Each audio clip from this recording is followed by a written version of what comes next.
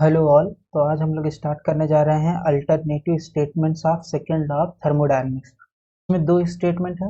पहला स्टेटमेंट है kelvin Planck statement और दूसरा स्टेटमेंट है क्लासियस स्टेटमेंट। तो केल्विन प्लांक स्टेटमेंट क्या बोलता है? No process is possible whose sole result is the complete conversion of heat into work। तो क्या मतलब है? इसका मतलब है कि कोई भी ऐसा प्रोसेस पॉसिबल नहीं है जिसमें आप हीट को कंप्लीटली वर्क में कन्वर्ट कर सकते हैं। ये है केल्विन प्लांक का स्टेटमेंट। दूसरा स्टेटमेंट जो हमारे पास है सेकेंड लॉ ऑफ थर्मोडायनेमिक्स का, वो है the Clausius statement. Clausius statement क्या है? No process is possible whose sole result is the transfer of heat from a colder to a hotter body।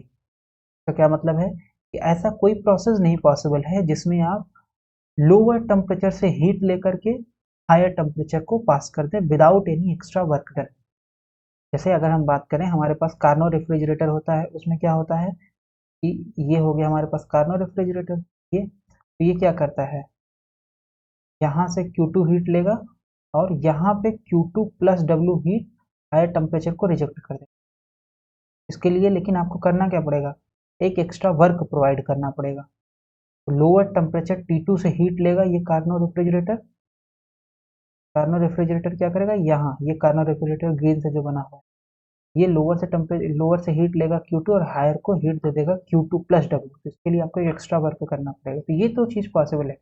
लेकिन जो क्लासेस स्टेटमेंट बोल रहा है कि ऐसा कभी नहीं हो सकता कि आप W ना प्रोवाइड करो और आपके पास जो हीट इंजन है या जो आपके पास रेफ्रिजरेटर है वो हीट ले Q2 और Q2 ही हीट रिजेक्ट कर दे। ये पॉसिबल नहीं है।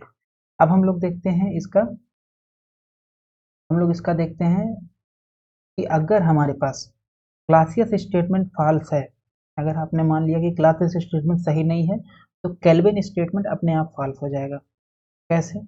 मान लो हमारे पास एक है सोर्स जो कि टेम्परेचर T1 पे है, एक है सिंक जो कि है टेम्परेचर T2।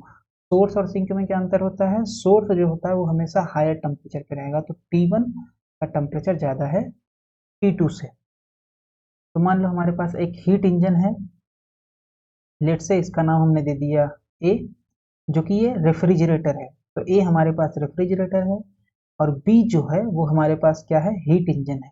रेफ्रिजरेटर का काम क्या होता है?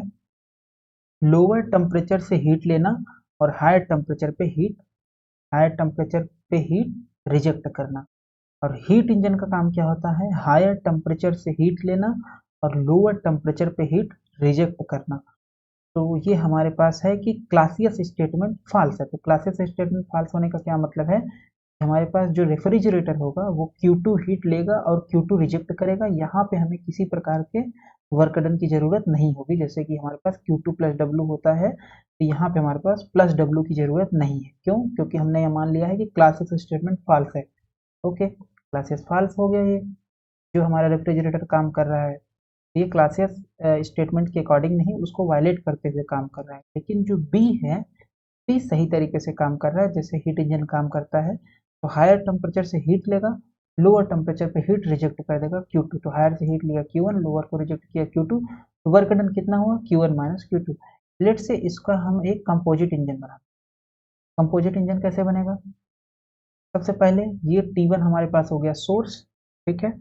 अब ए बी, अगर इन दोनों इंजन को हम सेम कर दें तो, और डायरेक्शन नीचे की तरफ लें, इसको अगर हम हीट इंजन बनाए तो डायरेक्शन नीचे की तरफ लेंगे, तो Q1 का डायरेक्शन नीचे है, तो ये Q1 हो गया यहाँ पे।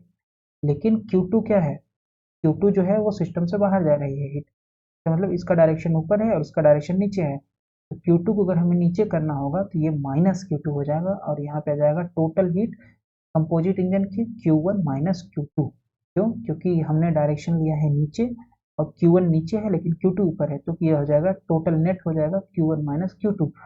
ठीक है, यहाँ पे ये Q2 ऊपर जा रहा है और ये Q2 नीचे, तो इसका मतलब यहाँ पे कोई हीट ही नहीं होगी। क्यों? क्योंकि Q2 माइनस Q2 हो जाएगा, तो ये Q2 माइनस Q2 बराबर जीरो। तो इसका मतलब कंपोजिट इंजन जो बनेगा वो कोई भी हीट रिजेक्ट नहीं करेगा। तो W बराबर हो गया Q1 माइनस Q2। तो इसका मतलब क्या हो गया कि जो कंपोजिट इंजन बना, ये रेफ्रिजरेटर और हीट इंजन को मिला करके वो टोटल हीट ले रहा है Q1 माइनस Q2, पूरा कर दे रहा है वर्क में। क्योंकि यहाँ पे कौन सा फॉल्स हो जा रहा है, क्योंकि हम कंप्लीट हीट को वर्क में कन्वर्ट नहीं कर सकते हैं, फॉल्स हो गया हमारा केल्विन प्लांक स्टेटमेंट। हमने प्रूव कर दिया कि अगर क्लासियस स्टेटमेंट फॉल्स है तो केल्विन स्टेटमेंट भी फॉल्स हो जाएगा अपने आप। A violates the Clausius statement, A Clausius statement को वायलेट करता है, B does not violates the law, B आपका सिंपल एक हीट इंजन के तरीके काम कर रहा है, लेकिन the composite engine violates the Kelvin Planck statement. ये जो ग्रीन कलर से दिख रहा है कंपोजिट इंजन, ये केल्विन प्लांक स्टेटमेंट वायलेट कर रहा है। क्यों? क्योंकि ये कंप्लीट हीट को कंप्लीट वर्क में कन्वर्ट कर दे रहा है। इसका अगर उल्टा देखें, पॉसिबल है क्या कि अगर हमारे पास केल्विन प्लांक फॉल्स है, क्या क्लासियस स्टेटमेंट भी फॉल्स होगा? केल्विन प्लांक फॉल्स होने का क्या मतलब है कि हमारे पास एक ऐसा हीट इंजन है जो हीट को कंप्लीटली वर्क में कन्वर्ट कर दिया। तो मान लीजिए हमारे पास एक सोर्स है, ये टेम्परेचर T1 पे है, और एक सिंक है जो कि टेम्परेचर T2 पे है। T1 सोर्स है तो इसका टेम्परेचर बड़ा होगा T2 से। हमारे पास एक हीट इंजन A है जो कि इस तरीके से काम कर रहा है कि हीट Q1 लेकर के टोटल इसको वर्क में कन्वर्ट कर दिया W में, और इस W को हमने क्या दे दिया, एक जो हमारे पास रेफ्रिजरेटर है उसको दे दिया। तो A हमारे पास हीट इंजन है, B हमारे पास रेफ्रिजरेटर है। ठीक है, तो रेफ्रिजरेटर को काम करने के लिए आपको एक एक्स्ट्रा वर्क की जरूरत होगी, W की जरूरत होगी। तो हमने क्या किया, ये जो हीट है Q1 इसी को कन्वर्ट करा दिया वर्क में, और ये वर्क टोटल हमने दे दिया किसको, इस रेफ्रिजरेटर को। तो रेफ्रिजरेटर क्या कर रहा है, Q2 हीट लिया लोअर बॉडी से, लोअर टेम्परेचर पे जो हीट है Q2 लिया, और हॉटर बॉडी पे या हायर टेम्परेचर पे जो आपके पास है सोर्स, उसको रिजेक्ट कर दिया Q2 प्लस W। तो ए जो है वो वायलेट कर रहा है केल्विन प्लांक को, कि Q1 को कम्प्लीटली वर्क में कन्वर्ट कर दिया। अगर वायलेट नहीं करता तो यहाँ पे कुछ हीट रिजेक्ट करता Q2, लेकिन ये कोई भी हीट रिजेक्ट नहीं किया, ये कम्प्लीटली वर्क में कन्वर्ट कर दिया। और इस वर्क को हमने दे दिया कि एक रेफ्रिजरेटर बी। ए वायलेट कर रहा है लॉ को, लेकिन बी कोई भी लॉ वायलेट नहीं कर रहा है। फिर से इसका कंपोजिट इंजन अगर हम बनाएं तो कंपोजिट इंजन हमारे पास होगा आर। अब इसमें कैसे करेंगे, आर ये हो गया, अब इसमें डायरेक्शन ऊपर की तरफ लो, तो ऊपर की तरफ डायरेक्शन लेंगे तो ये Q2 प्लस W ऊपर की तरफ है, लेकिन Q1 नीचे की तरफ है, तो इसका मतलब ये माइनस Q1 हो जाएगा कंपोजिट इंजन में। और यहाँ पे तो कोई हीट है नहीं, लेकिन यहाँ पे है, ये जस्ट Q2 हो जाएगा। तो Q2 plus W minus Q1। अब यहाँ पे ये हीट था Q1 और ये कंप्लीट वर्क में कन्वर्ट हो गया, तो W बराबर Q1, तो W बराबर Q1 यहाँ रखेंगे तो ये कैंसिल हो गया, तो इसका मतलब ये आ जाएगा Q2। तो इसने क्या किया, Q2 लिया और Q2 हायर टेम्परेचर पे रिजेक्ट कर दिया। तो ये किस स्टेटमेंट को फॉल्स कर रहा है, ये फॉल्स कर रहा है क्लासियस स्टेटमेंट को। हमने केल्विन प्लांक लिया जो कि फॉल्स है, ए फॉल्स कर रहा है केल्विन प्लांक को, बी कोई भी फॉल्स नहीं कर रहा, लेकिन कंपोजिट इंजन क्लासियस को फॉल्स कर देगा।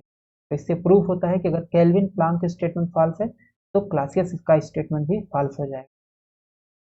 Second law prohibits the formation of perpetual motion machine of second kind.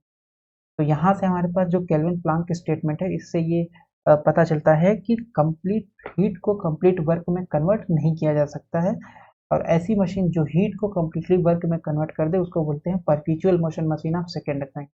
तो सेकेंड लॉ ऑफ थर्मोडायनेमिक्स बोलता है कि perpetual motion machine of second kind possible नहीं है, और ये हमें हीट का डायरेक्शन भी बताती है।